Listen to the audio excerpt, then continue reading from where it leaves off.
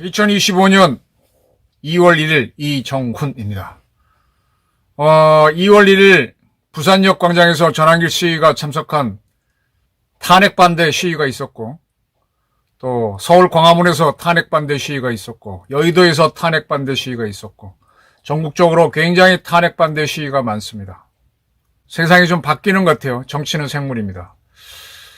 민주당이 위기에 빠지는 것 같습니다. 무슨 얘기냐? 윤석열 대통령은 현재 상태로라면 탄핵시킬 수도 있습니다. 유죄를 만들 수도 있습니다. 대통령에서 하야시킬 수도 있죠. 그런데 그 다음에 이뤄지는 대통령 선거에서 패할 수가 있습니다. 그러니까 잔치는 치러놓고 우승배가 아니라 패배를 하는 가장 희한한 상황에 직면할 수도 있습니다. 지금 민주당이 상당히 헤매는 것 같은데 왜 이렇게 되는지 하나씩 짚어보겠습니다. 지금 가장 좋은 증거는 최상목 대통령 대행이 민주당이 다시 통과시킨 2차 내란 특검법을 거부했죠. 그러면은 지난번 얘기에 따라 당장 그를 탄핵해야 되는데 못하고 있습니다. 탄핵했다가 역풍을 맞을 것 같고, 최 대행을 탄핵하면 그 뒤에 더 강성 부총리인 이주호 이런 분들이 대행이 될 것 같으니까 못한다, 이런 분석이 나오고 있습니다. 홍영식 한겔 리서치 소장이 1월 31일 쿠키뉴스에 민주당의 여론관 기울어진 운동장과 과표집, 이런 제목의 칼럼을 실었는데요. 지금 상황을 상당히 여론조사 전문가 차원에서 잘 설명을 했습니다. 작년 12월 3일 윤 대통령이 계엄을 하고 12월 14일 날 탄핵이 됐을 때 윤 대통령에 대한 지지율은 10%대로 확 추락했죠. 네. 그런데 한 달 지난 1월 중순부터 분위기가 바뀌었습니다. 윤 대통령을 체포하는 1월 15일부터 여론이 정확히 말하면 1차 시도인 1월 5일부터 바뀌기 시작했죠. 그러면서 민주당이 점점 분리하다가 어느 당을 지지하냐에서 민주당이 밀려나고, 또 어떤 조사에서는 차기 대선 후보로 김문수 장관이 이재명을 이겼다는 게 나오면서 민주당이 상당히 조급해합니다. 중앙선거관리위원회에 있는 여론조사심의위원회에 언론에 보도된 여론조사는 잘못된 거 아니냐, 이의 신청을 하고, 민주당 안에 여론조사 검증 및 제도 개선 특별위원회, 여론조사 특위를 구성해서, 지금 여론조사가 의도적으로 민주당을 골탕 먹으려고 한다, 이런 식으로 보는 것 같아요. 그리고 이제 여론조사 기관을 통제하는 법을 만들겠다. 여론조사를 민주당이 유리한 대로 나오지 않으면 통제하겠다. 이게 카카오 검열법하고 비슷하죠. 이런 발상까지를 하고 있습니다. 홍 소장은 이렇게 썼습니다. 여론조사에 특히 민감했던 게 역대로 보게 되면 항상 민주당이었다. 민주당은 노무현 시절에 인터넷 조사가 더 과학적이라면서 인터넷 조사 옹호 논쟁을 벌였고, 문재인 시절에는 유선 전화로 여론조사하는 거 말고도 무선 전화로도 해야 된다. 왜냐하면 지금 대부분의 사람들이 핸드폰을 들고 다니죠. 저만 해도 저희 집에 유선 전화기가 없습니다.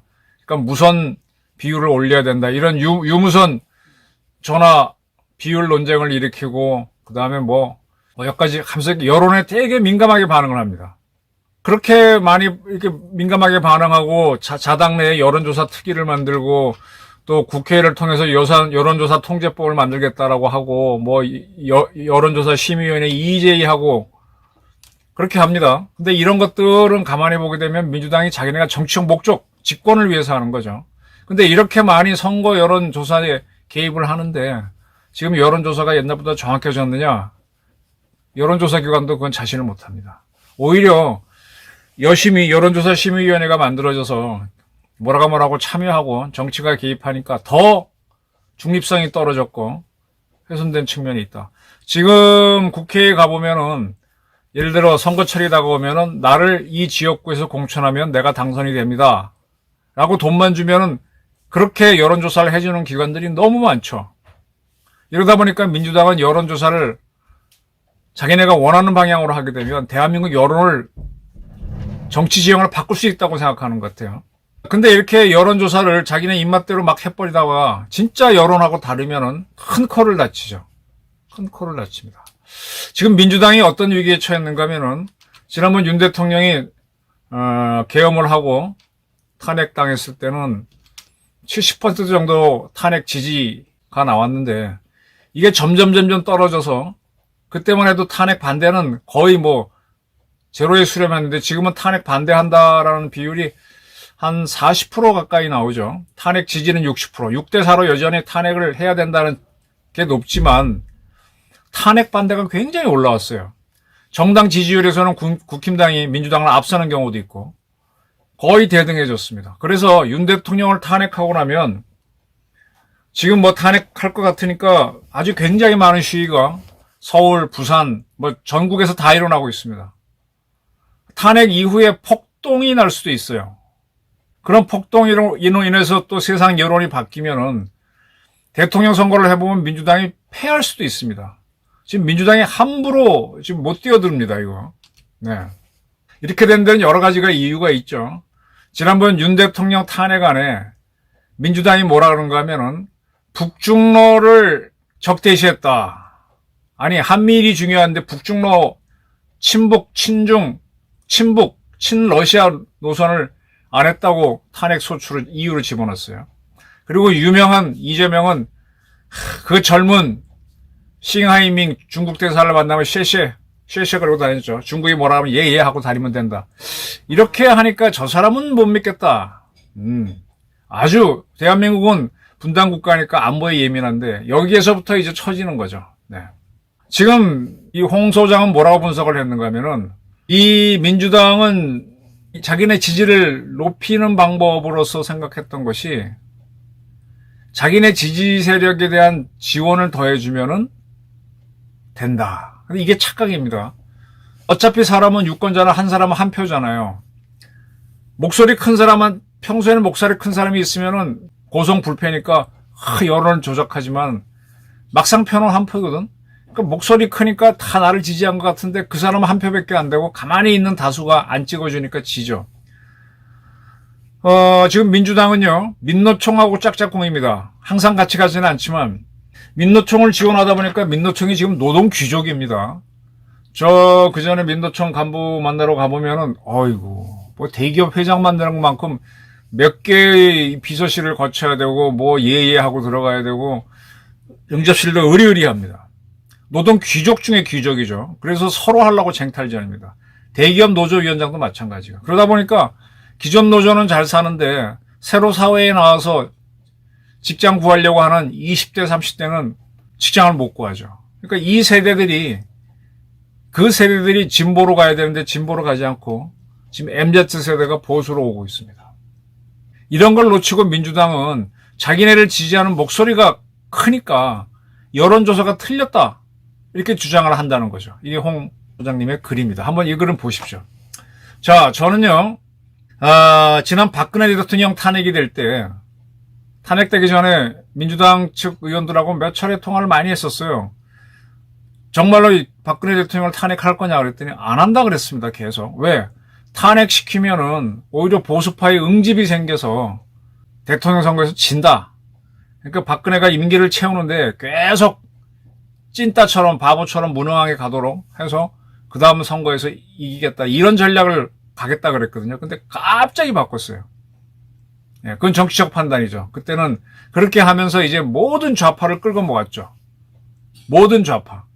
하다못해 윤미향이까지, 민노총까지 다 MOU를 맺고, 그러면 이제 그렇게 했기 때문에 이 정권에서는 양이원영이라고 하는 탈핵운동가라든지 반핵운동가, 그 다음에 윤미향 같은 부패한 반일운동가들을 다 끌어모아갖고 하다가 결국 실패해서 윤석열한테 정권을 내줬지 않습니까? 근데 어쨌든 간에 그렇게 하면 될 것 같으니까 박근혜 대통령을 탄핵으로 갔었습니다. 그래서 그런 면에서는 그땐 승리했지만 지금 이재명은요, 그들을 다시 붙이기에는, 그들을 붙이면은 지금 윤미향이나 양이원영 같은 사람 붙이면 오히려 더 국민 지지율이 떨어질 겁니다. 민노총하고 짝짝꿍으로 가면 국민들은 민노총을 정리하는 윤 대통령 모습에 환호했었죠. 반대로 안 됩니다. 예.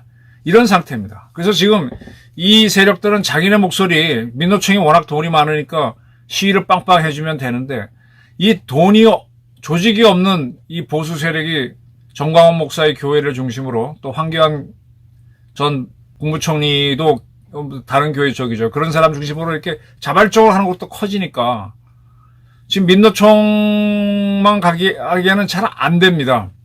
이런 상황에서 그래도 아직은 탄핵에 대한 지지가 높고, 근데 이것도 조만간 저는 바뀔, 거의 대등해질 거라고 봅니다.